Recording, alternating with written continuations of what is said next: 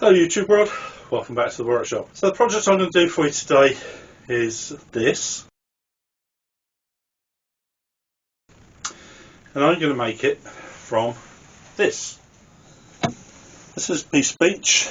I've said before I always used to call this a knuckle where it's forked like this, but it seems most people, I don't know whether it's an American thing, but most people call it a crotch. You get the two pieces coming up there.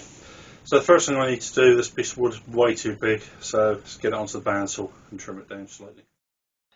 So I've trimmed all this down. I've found out pretty much where I think the centre is, and now I'm just going in with a 25mm spade bit. And this is so that I can get my full prong spur in there. And I'm just going to drive it in with my new mallet I made in the last video. So making sure that's securely in place, and I'll take the chuck out and then I'll put that in the Morse taper, and then we get to turning.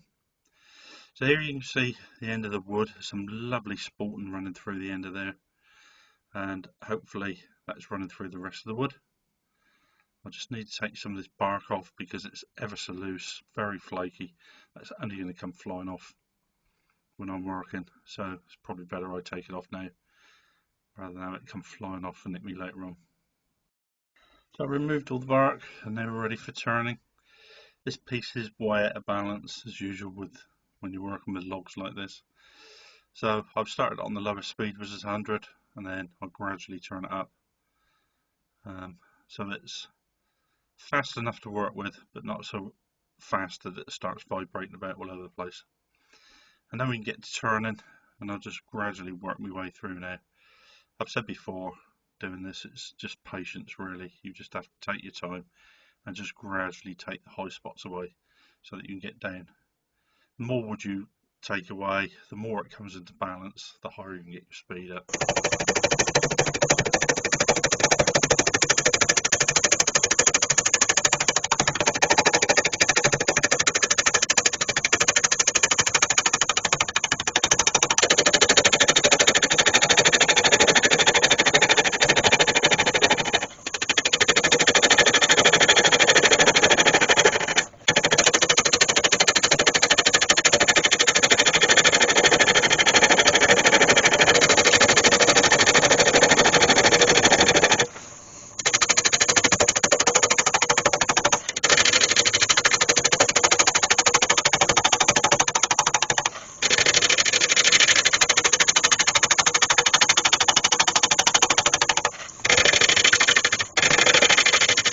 As you see, that's quite a long process trying to get through to that, but there's some beautiful spalting running down through there. Like I said, I think this is going to turn out to be quite a pretty piece of wood. Obviously you've seen the finished article, I haven't yet, so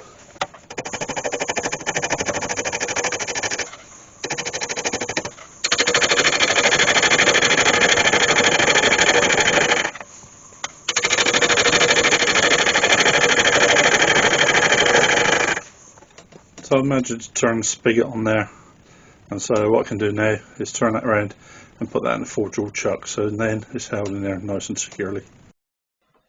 So here we have just more of the same now. As you can see, I've turned the piece around so that it's being held nice and securely in the 4-jaw chuck. I've brought my centre up to hold it nice and securely, and it's just a matter now going through. As you look at it on the left of the screen, that will be the bottom of the bowl. So the piece that I'm turning there will be the upward curve. So it's just a matter now, I want to turn that away, get a nice flat bottom on there, and get the spigot on there so that I can turn it around ready for hollowing. You can see the general shape of that bowl is forming quite nicely now, although it's still a bit of a problem because I am only hitting 3 separate points as I'm coming around. But it is coming down quite nicely. I'm quite pleased with the overall shape of that.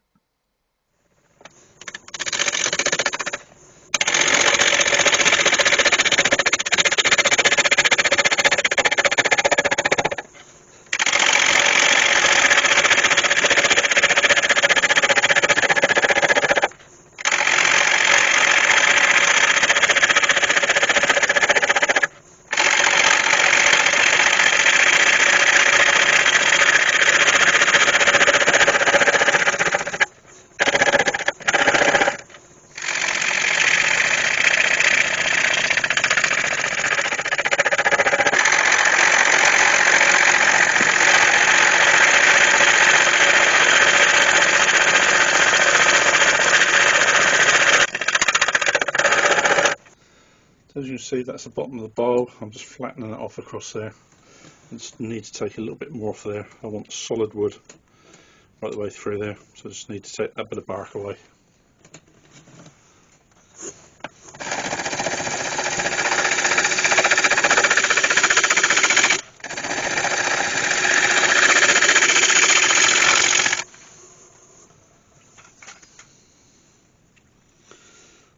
Tiny little bit more, and we're there.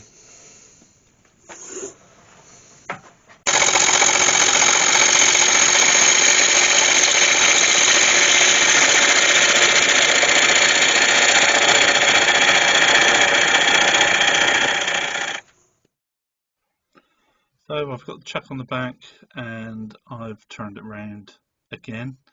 I've already put a forstner bit down, and those low spots all around there, hopefully when I hollow it they should open up into holes, and that will give me a, what should we call it, a ventilated look, not quite what you would call it, but that's what I'm going for. I want the 3 holes after I hollow it to come through.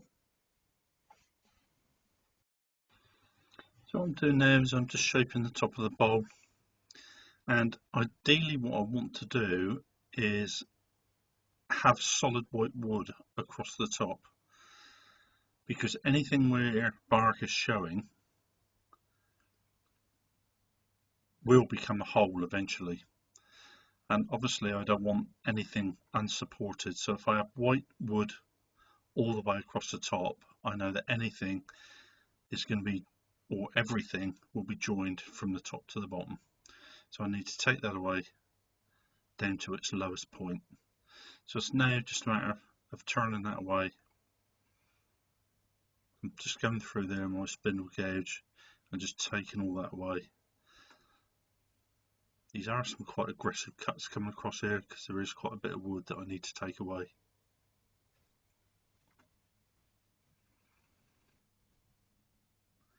So here you can see now I'm just shaping the outside of the bowl, and at the same time just trying to bring that down to the desired depth. See, I'm still not quite there. I still see on that lowest part of that branch that come out, there's still quite a lot of wood on there, and that really is dictating the size or the depth of my bowl at the moment. So I am cutting on about 2/3 of that bowl. I just need to get down to that last little bit. So as you can see here, I've twisted the head of the lathe around. That's the bed of the lathe running that way, and the head no pointing that way. So it allows me to get in there a lot easier with my hollowing tool and just open that out.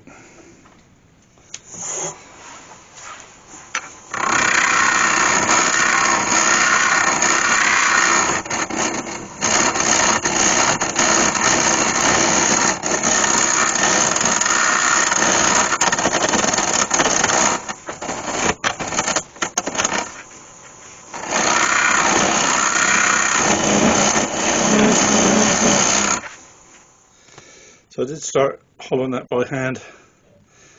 It was a bit awkward getting in there. So I've done now, I've set my Hope hollowing tool, and I'm just hollowing it with that now.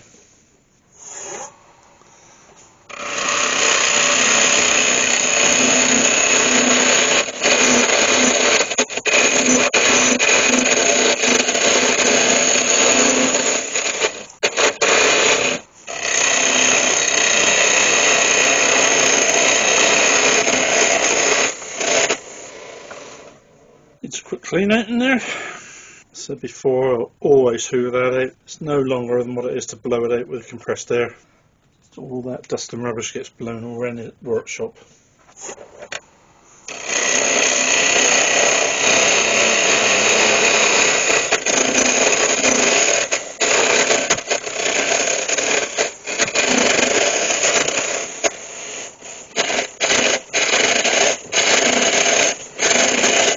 So I've been hollowing this now for probably about an hour, and I've still got a bit to go, and I actually want to keep hollowing until I break through on this piece here. So I actually want that to open up all the way around there. Hopefully that will open up as well, and that one as well, but we'll have to wait and see. That one definitely will. So let's get back to doing some hollowing. That's funny, I only took about 2 cuts and that hole appeared. I'll leave that camera running because you may be able to see something there.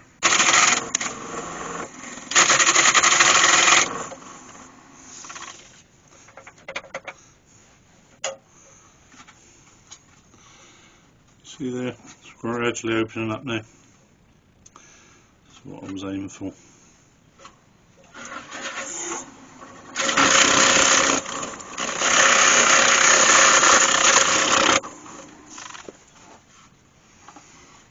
You see that's opening right up now.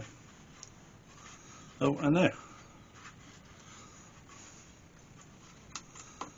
What do you hear of that? Because I've now opened up a big hole there and there, as that's spinning, I believe you should be able to see the tip of the tool actually cutting the wood. So we'll just leave that camera running for a while.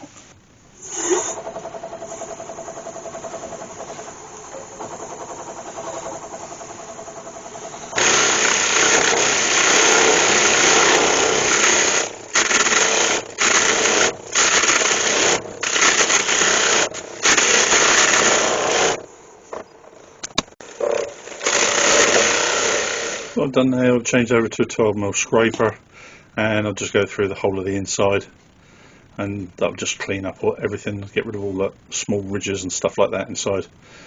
I don't do it perfectly, still needs quite a bit of sanding, but it does clean up quite a lot of it. As you see on there, there's quite big holes in there opened up now, which is what I wanted. So I get to clean up the inside, I get to sand it down, and then we get to put some finish on there. I'll get back to you. One of the things you want to make sure you're doing when you're sanding is just sand inside of all these holes, because that is a very sharp edge on there otherwise. So I've just got a bit of 108 grit sandpaper and just go in there and just take that edge off. It opens a hole up a little bit as well.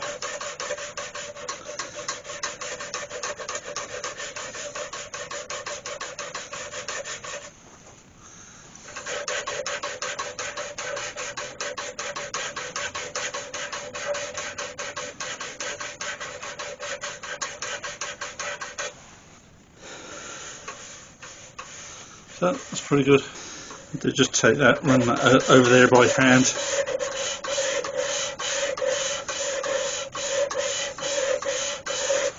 And just rounds that edge off nicely there. I use this Makita angle drill, and the good thing about it is it's got a nice long handle, and that adjusts your speeds, so you can actually slow it right down. Because the trouble is with a lot of drills, when you use sanding pads in them, they turn too fast and they just burn the pads out. So this one you can turn it right down to quite a low speed. So I'm just going to carry on around here, just a combination of the powered sander and sanded by hand. There's a really sharp edge in there. So that's all sanded. Sand that down to 320, it's quite smooth. And we're going to give it first things first, coat of Danish oil.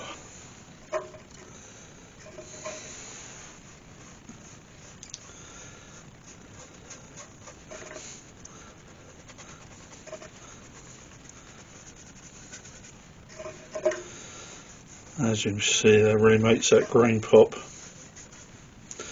That beautiful spalting running through there. We've got all that beautiful dirt beech running through there.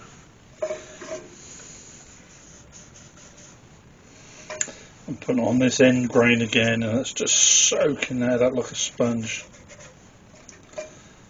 So beautiful that grain is. Once I get a bit of sand and wax on there, that's going to shine up beautiful. Right, got to the inside now. You're not going to see anything, so I'll get back to you once I've finished it. There we go, sanded.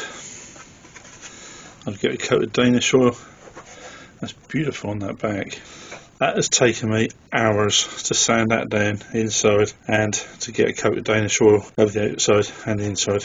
But it did soak it up, it must have been quite dry. I'm going to put a buffing wheel in my lathe now and just buff that up, and then we'll go for sand and sealer and wax.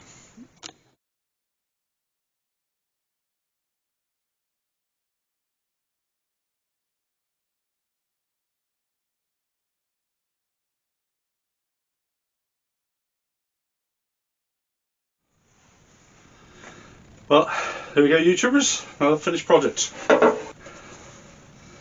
piece of crotch bowl.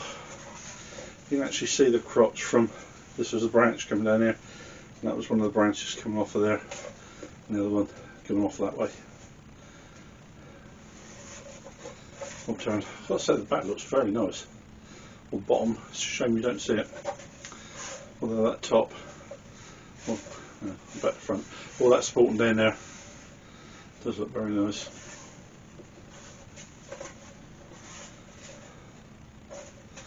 Nice hollow project, bit of fun. I am a big fan of the hollow form. I quite enjoy doing them. I think they do look nice when they're finished. However, what I would say is I made this a few months ago from, as you can see, that was a crotch, that was the main branch coming down there, and it was a branch coming off that way and a branch coming off that way. Piece of beech, lovely grain running through there, beautiful, really nice piece. And I have to say, if I had the choice between that or that in my house, I think I would have gone for that. So although I do like that, it's very nice, and it was good fun doing, I think I would have preferred to have turned that into a bowl, and I could have turned something else into a hollow form. However, it is unusual, it is very nice. As I say, beautiful piece of wood. That is a lot of work. I was going to say it's been a good day in my workshop, but it's been a good about 3 days in my workshop, but I've enjoyed myself. So thank you all very much for watching, and I'll see you in the next video. Thank you very much. Goodbye.